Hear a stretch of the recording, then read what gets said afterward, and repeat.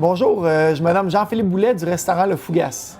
Je vous dirais qu'on a été, dans le fond, une semaine fermé, donc à penser ce qu'on allait faire durant la pandémie. C'est sûr qu'en sachant pas combien de temps ça allait durer, disons qu'on n'était comme pas certain, est-ce qu'on attend que ça réouvre, est-ce qu'on réagit. Finalement, on a pris la décision, dans le fond, de réagir. On s'est mis à faire du take-out et de la livraison. Donc 3 jours semaine. Donc on a ramené, je vous dirais, pratiquement toute notre cuisine. On a ramené une partie de nos employés également de service pour faire de la livraison et recevoir les clients ici au restaurant. Et on a élaboré, dans le fond, un nouveau menu, une nouvelle façon de faire. On a travaillé beaucoup le sous-vide parce qu'on voulait essayer de trouver, dans le fond, une façon d'être différent des systèmes de livraison habituels. Donc on y a été vraiment avec les sous-vides. Donc en gros, ça nous garantissait une certaine, premièrement, la chaleur, une qualité, parce que les gens, dans le fond, se faisaient la nourriture quand ça arrivait chez eux, mais dès qu'ils sortaient du sac, dans le fond, c'était comme si ça sortait de la cuisine. Fait qu'on voulait faire différent, puis je pense qu'on a eu un super bon retour par rapport à ça. Donc, dès qu'on a appris, dans le fond, qu'on pouvait réouvrir, on s'est mis à regarder, premièrement, l'intérieur du restaurant, comment ça allait fonctionner. Donc, on calculait environ avec le 2 mètres de distance qu'on était à 40 % de capacité. Donc, il y avait plus qu'une table sur deux, dans le fond, qu'on pouvait pas utiliser. Donc, on a essayé de bouger le restaurant pour essayer d'avoir le plus de capacité possible malgré le 2 mètres de distance. Et là, je vous dirais ce qui nous a réellement sauvé et qui a mis le point final, dans le fond, à notre décision de réouvrir, parce qu'il y a quand même beaucoup de restaurants qui ne sont pas encore réouverts malgré le fait qu'ils peuvent réouvrir en raison, dans le fond, de la distanciation. C'est, dans le fond, la Chambre de commerce avec la ville de Sorel-Tracy ont décidé de fermer les rues. Donc, en fermant les rues, on a tout de suite demandé une extension de terrasse en avant du restaurant, pas dans la rue, mais sur le trottoir en avant du marché et de la fontaine. Donc, il nous permettait d'avoir une terrasse permanente. Donc, toutes les places qu'on perdait à l'intérieur et à l'extérieur, donc on pouvait compenser, dans le fond, pour envoyer les gens de l'autre côté de la rue, et même plus, parce qu'on a vraiment une immense terrasse. Donc, la ville, la chambre de commerce, et même la régie des alcools et des jeux. Donc, ils nous ont donné le permis, les pompiers, vraiment, tout le monde a mis la main à la porte. Puis, je dirais qu'en une semaine, exemple, la demande, ça a été passé au conseil le lundi, puis le jeudi matin, on avait notre permis de la régie. Donc, vraiment, tout le monde a mis la main à la roue, si on veut, pour nous permettre, dans le fond, de réouvrir et d'avoir une belle réouverture aussi, là. Là, je vous dirais qu'en cette deuxième semaine, il y a beaucoup de restaurants qui étaient fermés la semaine passée qui ont décidé de réouvrir. Là, je dirais qu'à quelques exceptions près, pratiquement tous les restaurants sont ouverts, là. Fait que c'est positif, puis je vous dirais que la demande est là. Tu sais, les gens sont ennuyés de leur restaurant, sont ennuyés de leurs endroits. Donc, vraiment, on sent, nous autres, une certaine effervescence, là. Donc, on a beaucoup de demandes, les gens sont présents. Même dans les rues, tu vois qu'il y a beaucoup de circulation, les gens, ils se promènent. Puis, je pense que les clients sont en rendez-vous pour un peu partout à travers la ville, là.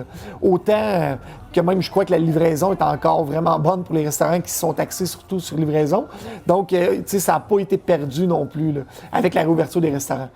On a réussi, dans le fond, on a soumis notre candidature pour avoir un prestigieux prix de la revue Wine Spectator. Juste pour un petit peu situer les gens, la revue Wine Spectator, je dirais que c'est une des revues, dans le fond, balises dans le milieu du vin. Donc, c'est mondial, donc c'est à l'international, c'est distribué partout à travers la planète. Donc, il y a plus de 3,5 millions de lecteurs. Et à chaque année, Wine Spectator fait toujours une édition Restaurant Award, où est-ce qu'il y a 3 possibilités, il y a 3 catégories d'awards. Donc, vous avez le Award of Excellence, donc qui est la première qu'on a réussi à avoir.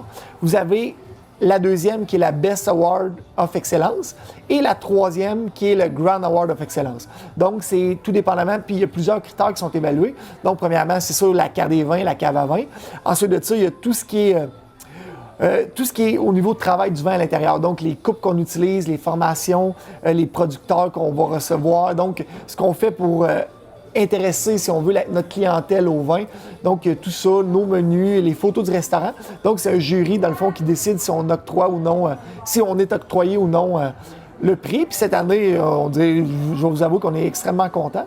Parce que moi, c'était un rêve que je caressais depuis, je vous dirais, 9 ans. Donc, tu sais, à partir du moment que j'ai commencé à être abonné à la revue Wine Spectator, j'ai toujours eu tu sais, je vous dirais, le rêve, dans le fond, de faire partie un jour de cette revue-là, de ce tome-là, donc, qui est les Restaurant Awards. Puis cette année, après tout le travail qu'on a fait par rapport à notre carte des vins, tous les produits qu'on a, on s'est dit, bon, ben, cette année, on se lance. On essaye, voir si le jury va nous accepter ou non. Puis on a eu la bonne nouvelle, ça fait de ça un mois et quelques. Puis on avait le droit, dans le fond, de le rendre public cette semaine. Fait que, tu sais, juste pour vous